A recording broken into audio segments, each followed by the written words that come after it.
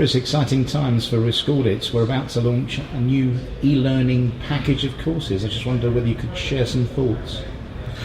It is very exciting for me personally, Sandro, something that I've been working on for about 2 years.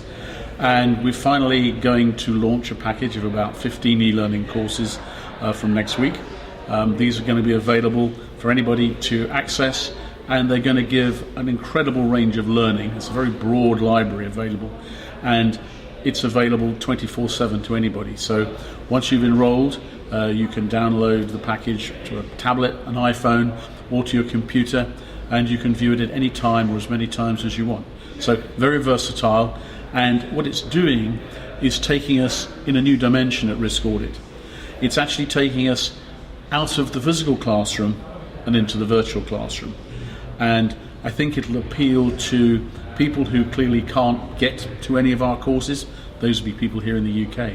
But I think we're also now reaching out to a much more international audience, to people abroad who are going to be able to access the same high quality of training we've been offering, but only to a limited extent in places like Australia and Singapore when we've been able to visit. What sort of factors have driven our selection of the topics for that initial package of courses? I think the factors that drove us to pick the specific topics were ones which, through a survey we've done, and we do, as most of the viewers will know, a survey once or twice a year to see what sort of courses they want. And what we're finding is that there are individuals wanting courses, and the sort of courses we're putting on at random points during the year, but they're not necessarily either in the UK, or they don't seem to be able to get themselves together to have them at one particular point in time. So we're moving towards this different way of offering our training. And I think it's important because we're all becoming far, far more digital. We all operate on iPads and iPhones, and we know that our international customers, for example, don't even use PCs so much anymore. So as we're now trying to develop our training, we realise that we've actually got to offer it in that medium. If I want to try it, is there a pilot example I can try at no cost to myself, perhaps? There is. What we're piloting is a package, an e-learning package called The Audit of Social Media. That's available through the website. You can just click on it and you can then download it. It's about 40 or 50 minutes long. It talks about a rather interesting audit topic which we don't believe has been covered very thoroughly, and so it should give you some useful information.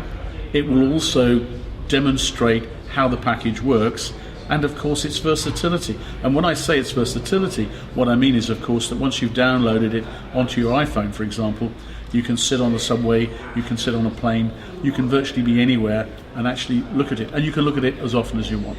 Flexible learning. Just one more question. Is this a product that's designed for the individual auditor, or is there a corporate version of this product?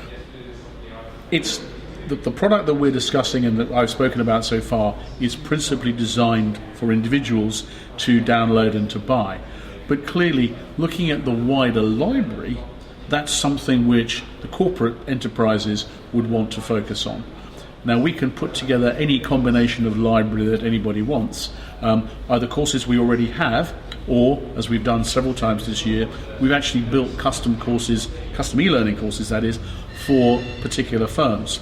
So if an enterprise-wide approach is needed to training a group of auditors, perhaps 400 auditors across the globe, I estimate that 100 hours of training spread across 400 auditors could cost as little as $5 an hour. Now, there's no travel cost involved, there's no time out, people can study in their own time. There's a huge benefit, and it's something which clearly enterprises in other particular spheres other than internal audit have really latched onto, and we believe it's something that internal auditors need to focus on for the future, because we're all having to look at value add. Thank you very much, Chris. Thank you.